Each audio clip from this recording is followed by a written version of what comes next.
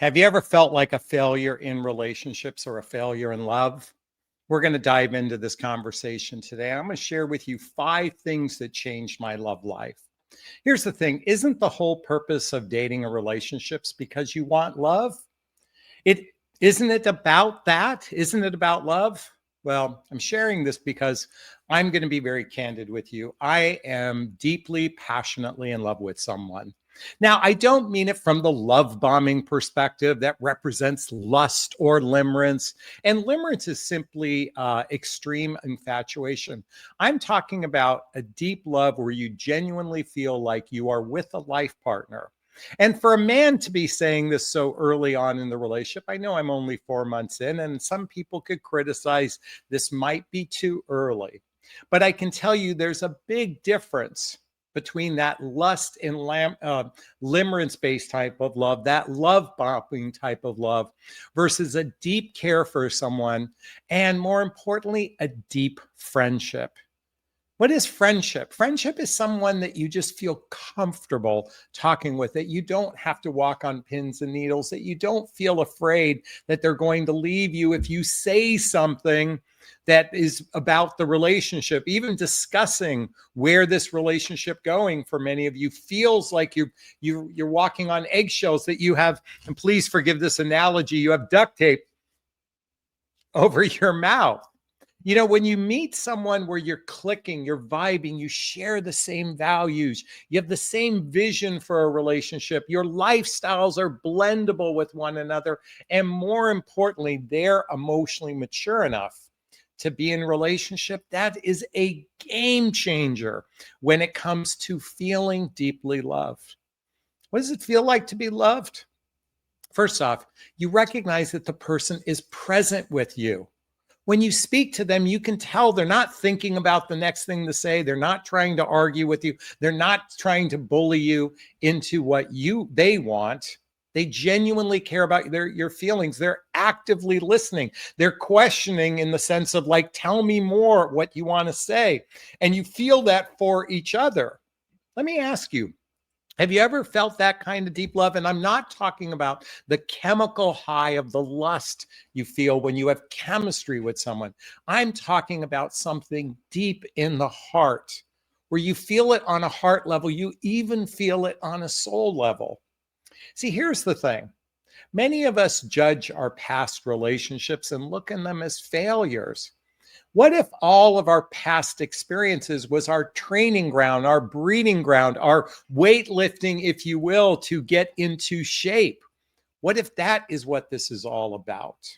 And so in a moment, I'm going to share with you 5 things that changed my love life. And I'm inviting everyone to lean into this conversation for themselves and ask yourselves, have you done this to be prepared for the kind of relationship you seek?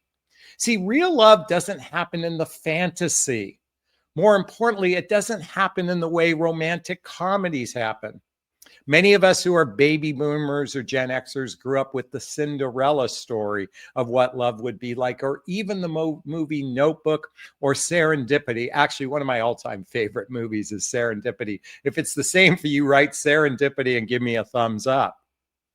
But what I'm here to say is the fantasy way we've built our experience of what should love feel. Well, let me reframe that. Love should feel fantastic, but being prepared for love takes Herculean work.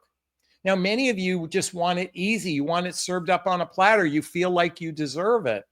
And it's one of the reasons why many of you are struggling, and where others of you are doing the deep inner work to be prepared, to developing your communication skills so you can actually be in the type of relationship that our current environment requires. See, our current environment doesn't need the whole masculine provider, protector, and women submit to the man, and all she does is make his life easy. Certainly that's available for many of you. But today's relationships require so much more. They require a deep emotional connection to build the deep roots of trust, to sustain the relationship, to be partners with one another. And more importantly, I'm going to ask you, do you want to be in a life partnership-based relationship? If you genuinely want to be in a life partnership relationship, do me a favor, write the word life partnership and give me a thumbs up. Just even put that in the chat box or the comments. I'd really like to see how many of you want a life partnership-based relationship, because here's the thing. Casual relationships, you can have a dopamine hit of love, but it's rarely building the serotonin form of love that builds those deep roots of trust. So I said before, we have to do our weight training, if you will. We have to do our exercise. Well, you don't have to do anything. I'm inviting you to do the heavy lifting work to be prepared for real love. Now, the first thing of these 5 things that changed my love life is your past isn't wasted. It's your training ground. Many of you followed my channel know I went through a divorce 20 years ago.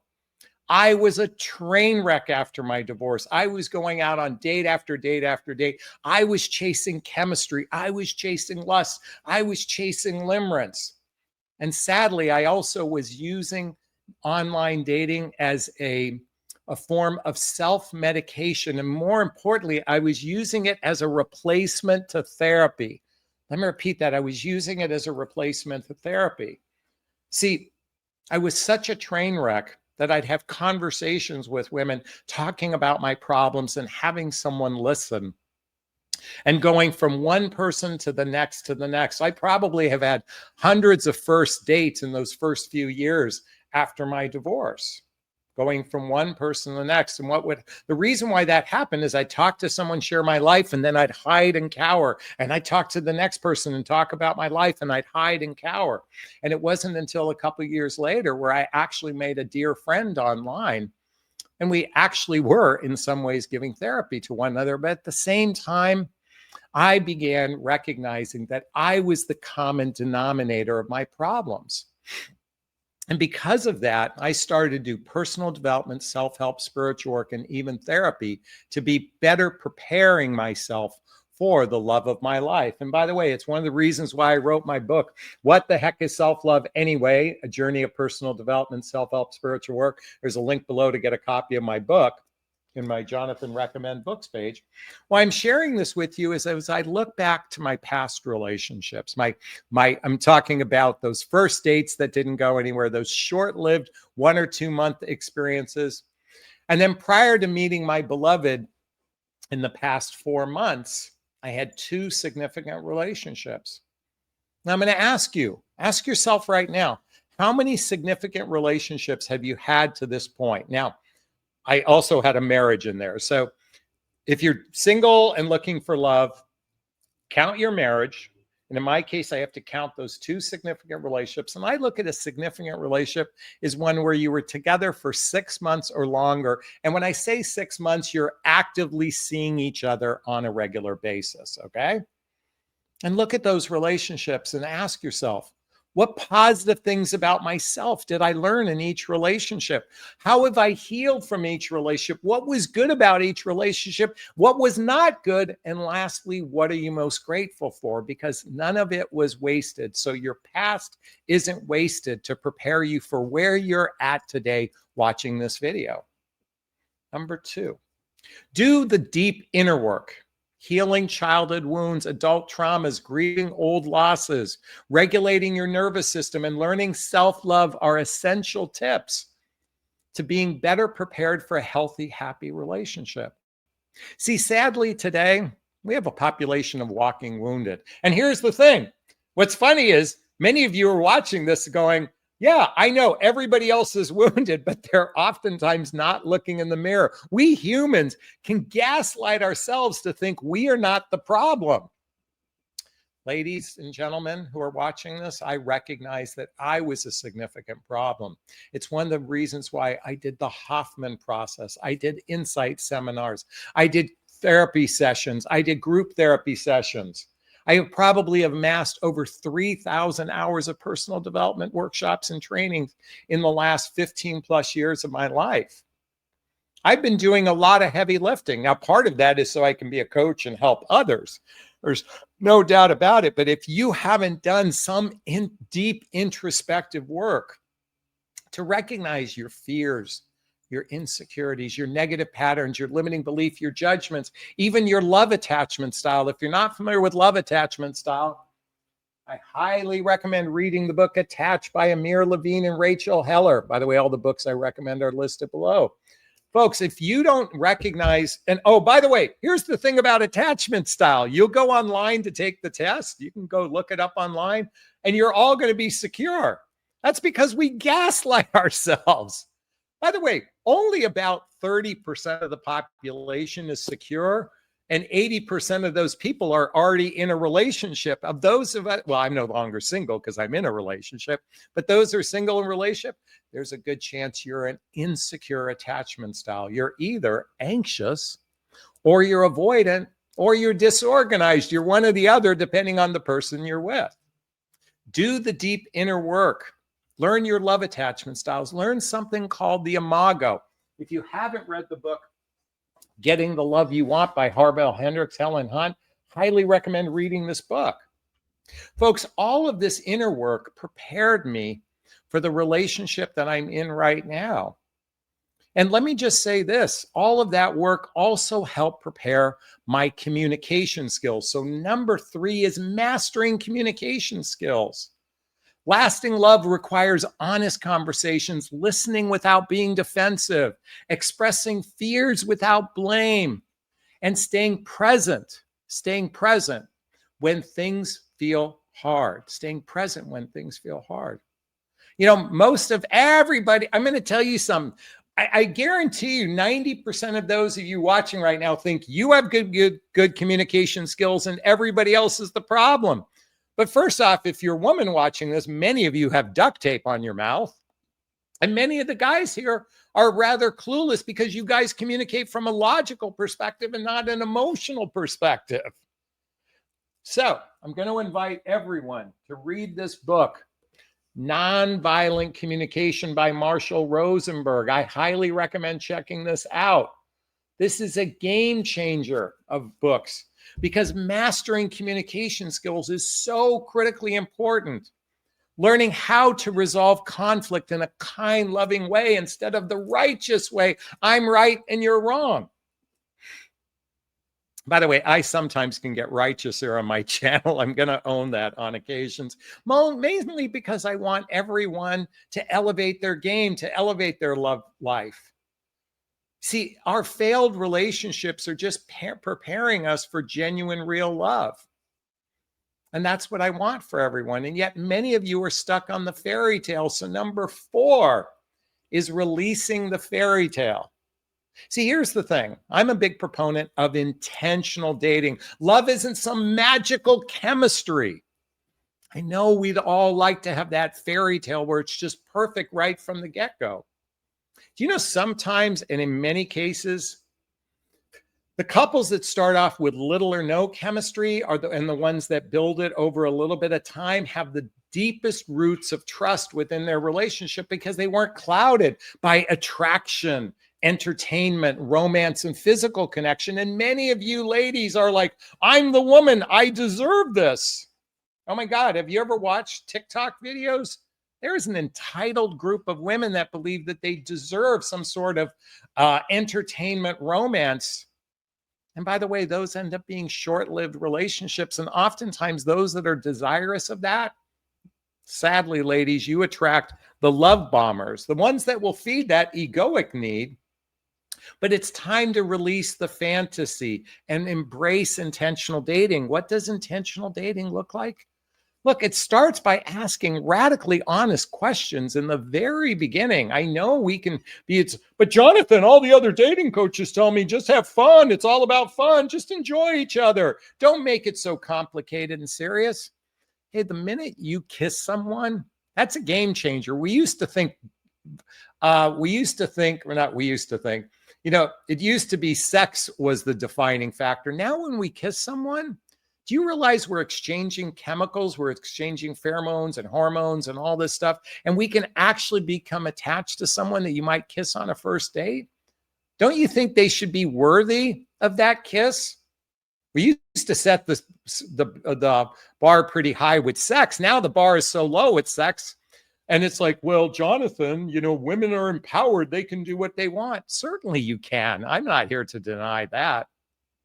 Men are oftentimes a little detached when it comes to physical intimacy. But the reality is the minute you exchange bodily fluids, you're absorbing their DNA.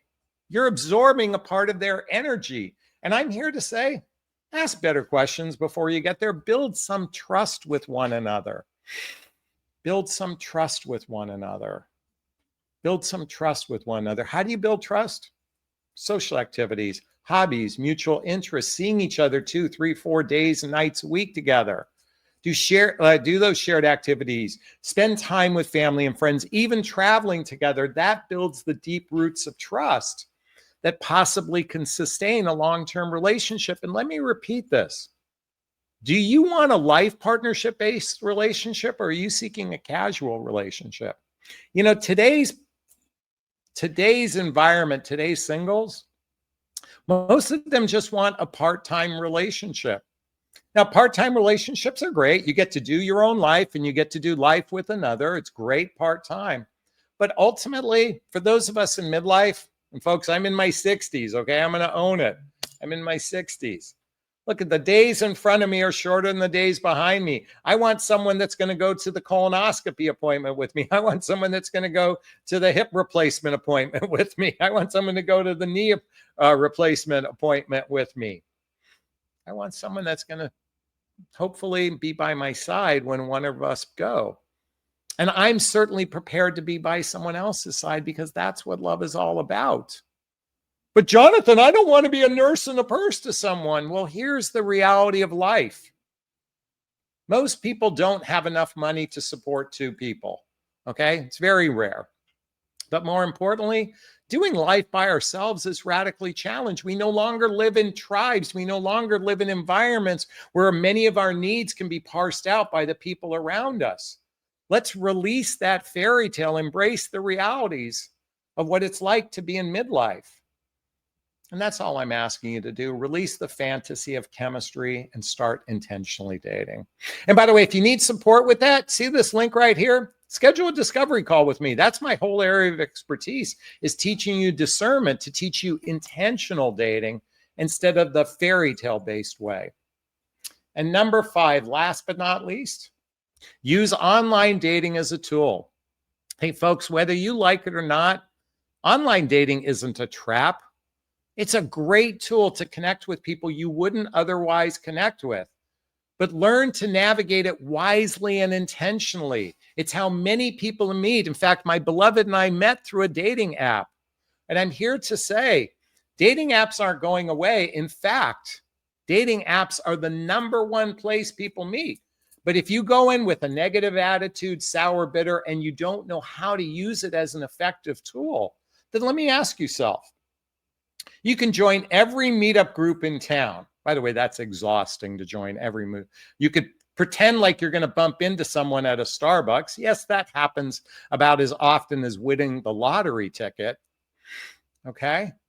I'm here to say online dating is a great tool. It's a pain in the ass, no doubt. You have to weed through a lot of looky-loos. But if you've got hundreds of matches, focus on the ones that live a few miles away. Start from there. And if you need some support with that, you can reach out to me. That's my area of expertise. And let me just say this to the men and women that are listening to this right now. I guarantee if I looked at your profile right now, this is what I would think. Ugh, many of you have curated such poor profiles, and no wonder you're frustrated with the dating process. And if you elevate your game, you have a greater chance for success. These are the 5 things that changed my love life. And let me tell you something, my beloved and I met through a dating app. Now, I'll be candid with you. We met first through Bumble, then through Match, and eventually through Hinge, okay? It took us 3 chances to get there. We finally pulled our head out of our ass and said, let's finally meet.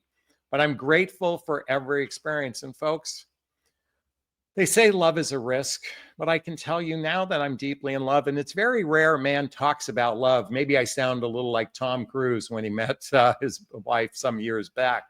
I know I'm sounding a little grandiose here, but I'm telling you folks, I am deeply in love, and I know she deeply loves me. She sent me a beautiful message an hour before recording this video, and I know And I match her words identical to the words she sends me. And that's what I want for you. And I invite everyone to shift their perspective, do the inner work, learn how to use online dating as a tool, let go of the fantasy, and recognize that your past was never wasted. It was preparing you for today. Is this sinking in? Is this resonating with you? Please let me know. I'd like to hear your thoughts. Post a comment below. Do my best to read them all in the first 24 hours. As always, if you find value in my videos, please hit that like button. Please share this video. Please subscribe to my channel. Hit that notification bell so you can be notified of new videos. And if you want to connect with me directly, hey, there's links below. Schedule a discovery call with me to see if working with a coach is right for you. Join my group called Midlife Love Mastery. Follow me on Instagram. Get the books I recommend and get my dating vows listed below. You can join my mailing list from that link there.